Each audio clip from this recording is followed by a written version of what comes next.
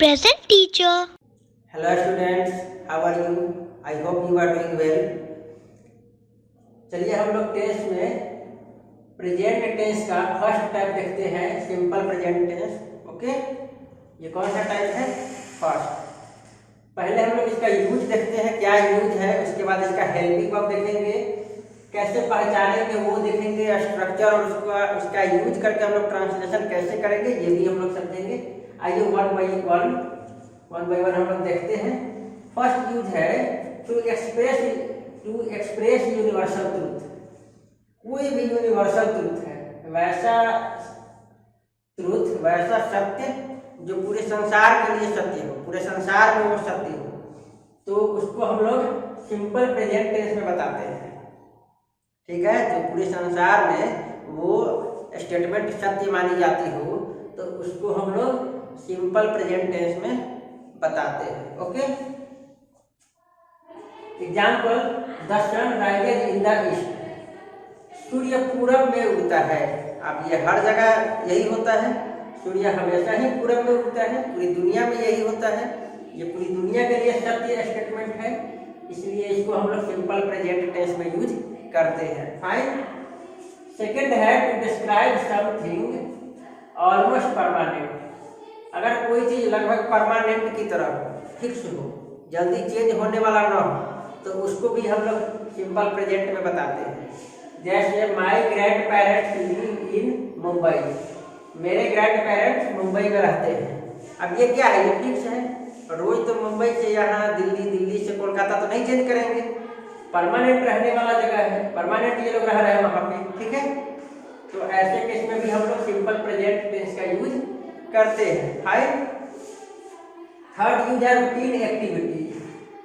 वैसा एक्टिविटी जिसको हम लोग बार बार करते हैं, वैसा एक्टिविटी जिसको हम लोग रिपीट करते हैं, बार बार करते हैं, आज किए, कल करेंगे, परसों करेंगे, ठीक है, बीते हुए समय में करते आ रहे हैं, तो वैसे टेंस को हम लोग, वैसे स्टेटमेंट को हम लोग किस में बताएंगे? सिंपल प्रेजेंट टेंस में। ठीक है, जो रूटीन एक्टिविटी होती है, जिसको मतलब बार बार किया जाता है। जैसे the morning prayer begins at 8 AM। Morning का जो प्रेयर है, सुबह का जो प्रार्थना है, वो 8 बजे शुरू हो जाती है। अब ये डेली हो जाती होगी ना 8 बजे, ये रिपीट होने वाला काम है। ओके, चलिए हेल्पिंग वर्ब क्या यूज करते हैं हम लोग? Do and does. दो हेल्पिंग वर्ब यूज करते हैं, डू एंड डज। अब दो हेल्पिंग वर्ब में से कौन सा यूज होगा किसके साथ, आइए देखते हैं। आई, वी, यू, दे और प्लूरल के साथ हम लोग डू लगाते हैं। Okay, I, we, you, they plural के साथ हम लोग डू लगाएंगे। ही, शी, इट सिंगुलर के साथ हम लोग डज लगाएंगे, सिंगुलर होगा तो डज।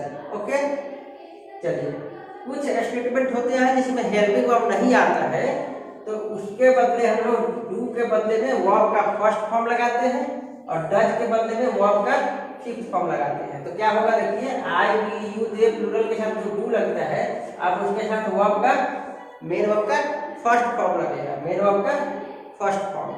ठीक है, और ही, शी, इट सिंगुलर के साथ जो डज लगता था, अब उसके साथ ही, शी, इट सिंगुलर के साथ पांचवा फॉर्म लगेगा, एस वाला फॉर्म होता है ना। ये फर्स्ट फॉर्म में अगर एस या एस लगा देते हैं तो वो पांचवी फॉर्म बन जाता है। ठीक है, कैसे पहचानेंगे कि हम लोग कोई सेंटेंस जो है वो सिंपल प्रेजेंट टेंस में है?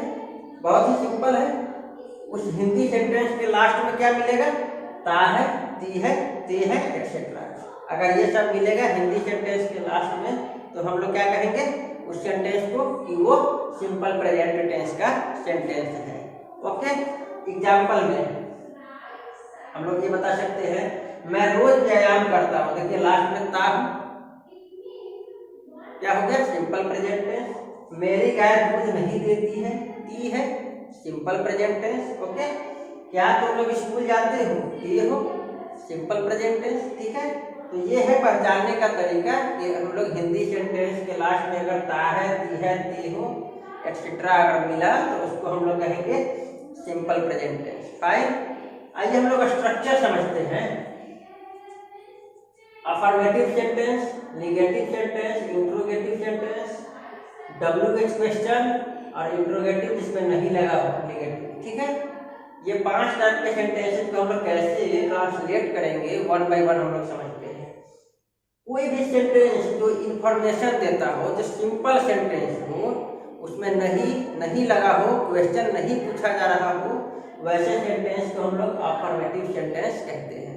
ओके, उसके लिए हम लोग क्या स्ट्रक्चर यूज करेंगे? सब्जेक्ट, देन वर्ब का फर्स्ट फॉर्म या वर्ब का फिफ्थ फॉर्म में से कोई एक यूज करेंगे, then object. Okay, subject, then verb का फर्स्ट फॉर्म या वर्ब का फिफ्थ फॉर्म में से कोई एक यूज करेंगे और उसके बाद ऑब्जेक्ट। ओके, अगर निगेटिव रहा तो,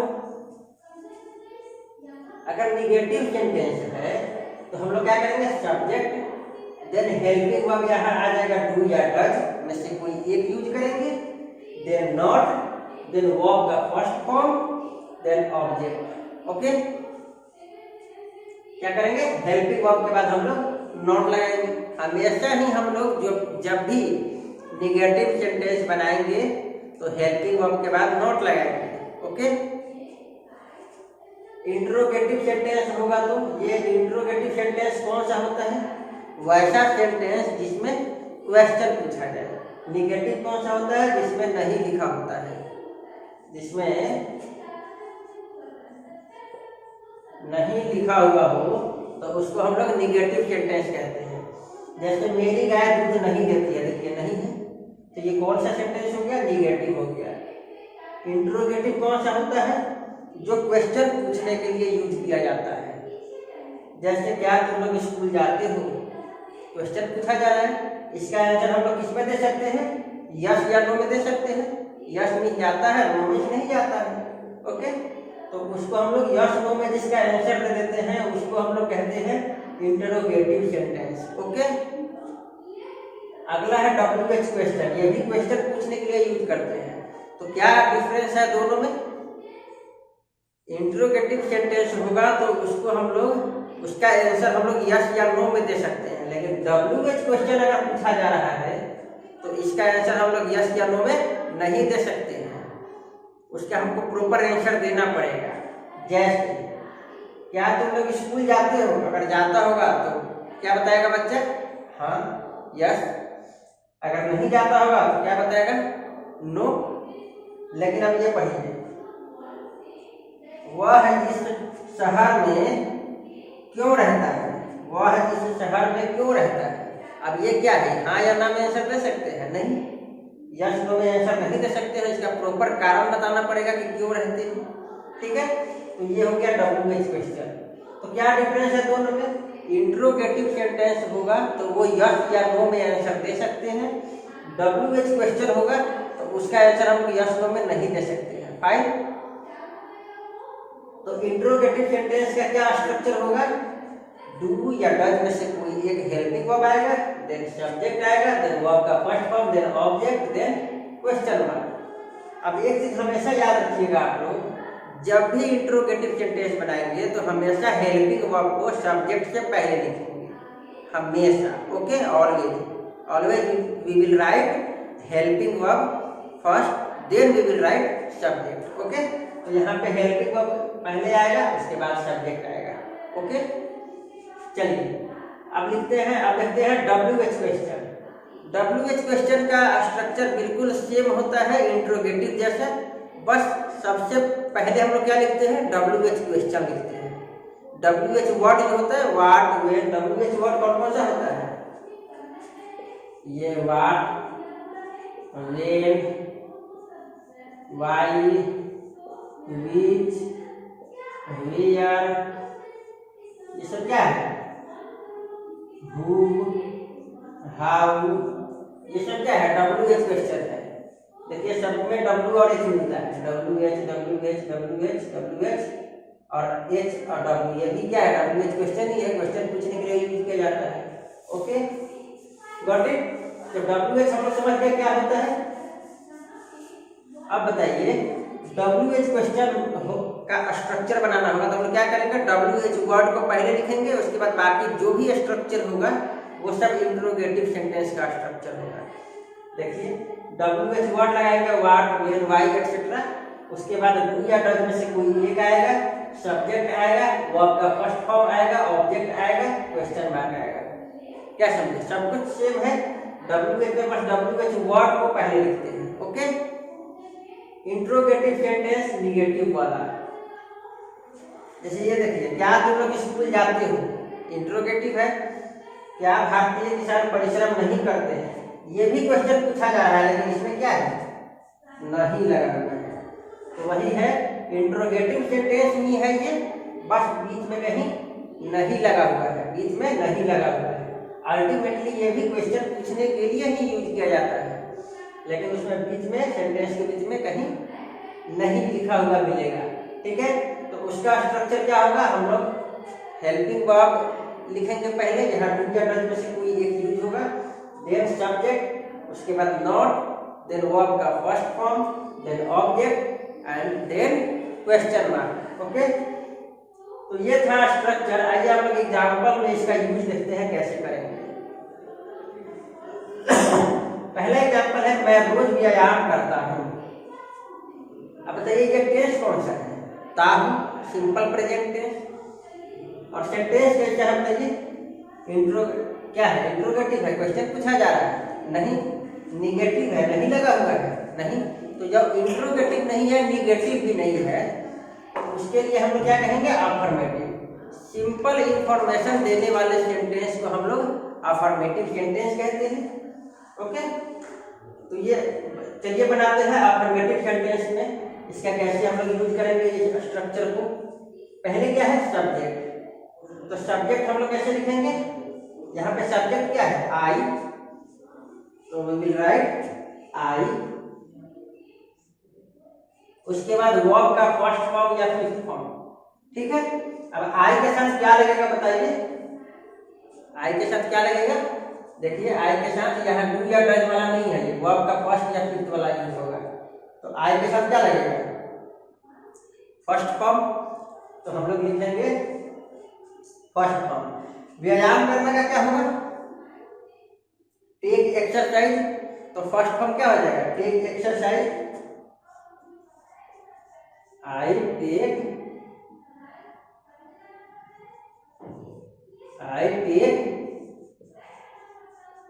एक्सरसाइज। अब ऑब्जेक्ट क्या है? रोज। तो हम लोग लिखेंगे डेली। तो क्या सेंटेंस बनेगा? I take exercise daily. Okay. मेरी गाय दूध नहीं देती है, अगेन ती है, सिंपल प्रेजेंट टेंस हो गया। सेंटेंस क्या है? निगेटिव है, नहीं लगा हुआ है, निगेटिव हो गया। तो निगेटिव वाले में हम लोग क्या करेंगे? सब्जेक्ट, देन डू या डज में से कोई एक, देन नॉट। ओके। तो चलिए हम लोग बनाते हैं मेरी गाय। क्या बनेगा? My cow. सब्जेक्ट क्या है? माई काऊ। अब ये सिंगुलर है ना, एक ही गाय की चर्चा हो रही है ना, तो सिंगुलर के लिए हम लोग क्या यूज करेंगे? डू या डज। ये सिंगुलर के लिए डज। ओके। तो हम लोग यहाँ पे लिखेंगे डज, डू नहीं लगेगा। ओके। अब देखिए, सब्जेक्ट हो गया, डू डज में से डज लिख दिए। अब नॉट लगेगा। हम लोग हेल्पिंग वर्ब के बाद हमेशा नॉट लगाते हैं, तो नॉट लग गया। वर्ब का फर्स्ट फॉर्म क्या है? वर्ब देना। ठीक है, देना। तो क्या हो जाएगा? Give, give. अब ऑब्जेक्ट क्या है? क्या देना? दूध, तो मिल्क। तो हम लोग यहाँ पे ऑब्जेक्ट लगाएंगे मिल्क। तो क्या सेंटेंस बनेगा? My cow does not give milk. Okay. Next is क्या तुम लोग स्कूल जाते हो? क्या बनेगा? क्या तुम लोग स्कूल जाते हो? ते हो, सिंपल प्रेजेंट टेंस। ठीक है। अब ये कौन सा चीज है? कौन सा सेंटेंस है? इंट्रोगेटिव है, क्वेश्चन पूछा जा रहा है, या WH है? इसका हम लोग आंसर यस नो में दे सकते हैं। क्या तुम स्कूल जाते हो? यस या नो। तो ये क्या हो गया? इंट्रोगेटिव हो गया। इंट्रोगेटिव में हम लोग क्या करेंगे? हमेशा पहले हेल्पिंग वर्ब लिखेंगे, उसके बाद सब्जेक्ट लिखेंगे। तो हम लोग यहाँ पे लिखेंगे हेल्पिंग वर्ब। अब हेल्पिंग वर्ब लिखने के लिए हमको सब्जेक्ट देखना पड़ेगा। सब्जेक्ट के हिसाब से हेल्पिंग वर्ब डू या डज में से कोई एक होगा। यहाँ सब्जेक्ट क्या है? तुम लोग यहाँ सब्जेक्ट है। तो यू के साथ हम लोग क्या हेल्पिंग वर्ब यूज करेंगे, यू के साथ हम लोग डू लगाएंगे। तो यहाँ पे लगेगा डू, डू लिख दिए। अब हेल्पिंग वर्ब हो गया, अब क्या होगा सब्जेक्ट। सब्जेक्ट यहाँ क्या है, तुम लोग, यानी you, you do you. Then subject हो गया, इसके बाद वर्ब का फर्स्ट फॉर्म, तो क्या होगा जाना, गो, गो। इसके बाद ऑब्जेक्ट, कहाँ जाना है, स्कूल, तो ये हो गया object, to school. Do you go to school, then question mark. Okay, next sentence is वह इस शहर में क्यों रहता है। अब इसका आंसर हम लोग यस नो में नहीं दे सकते हैं, इसका हमको प्रॉपर आंसर देना पड़ेगा कि वो क्यों रहता है, कारण बताना पड़ेगा। तो ये कौन सा सेंटेंस हो गया, WH क्वेश्चन। ओके, लास्ट में ता है लगा हुआ है, तो टेंस कौन सा हो गया, सिंपल प्रेजेंट टेंस। फाइन, चलिए अब बनाते हैं। तो WH वाले में क्या करते हैं, पहले WH वर्ड यूज होगा। यहाँ पे WH वर्ड कौन सा है, क्यों, WHY, वाई, हम लोग लिखेंगे वाई। WH वर्ड के बाद हेल्पिंग वर्ब डू या डज आएगा। अब डू या डज में से कौन सा आएगा, उसके लिए हमको सब्जेक्ट देखना पड़ेगा। सब्जेक्ट के हिसाब से हम लोग डू या डज लगाएंगे। यहाँ पे सब्जेक्ट क्या है, वह, ही, तो ही के साथ क्या आएगा, देखिए ही के साथ हम लोग डज लगाएंगे। ओके, तो यहाँ पे हम लोग क्या लिखेंगे, वाई डज, वाई डज। ठीक है, अब क्या करेंगे, सब्जेक्ट, अब यहाँ पे सब्जेक्ट ही है तो हम लोग ही लिख दिए। अब वर्ब का फर्स्ट फॉर्म, वर्ब क्या है, रहना, रहता है मीन्स रहना, तो रहना का क्या होगा, लीव, लीव। अब क्या होगा, ऑब्जेक्ट इस शहर में, कहाँ रहना, इस शहर में, तो इन दिस टाउन, ऑब्जेक्ट हो जाएगा in this town, question mark. तो क्या सेंटेंस बना, why does he live in this town. Okay, next sentence, क्या भारतीय किसान परिश्रम नहीं करते हैं, ते हैं, simple present tense. Yes no question है, इंट्रोगेटिव है, लेकिन कौन सा, नहीं लगा हुआ है, मीन्स ये वाला हो गया। ठीक है, इसमें क्या करेंगे, हम लोग पहले हेल्पिंग वर्ब लगाएंगे डू या डज। तो डू या डज में से कौन सा लगेगा, ये क्या कौन बताएगा, ये सब्जेक्ट बताएगा।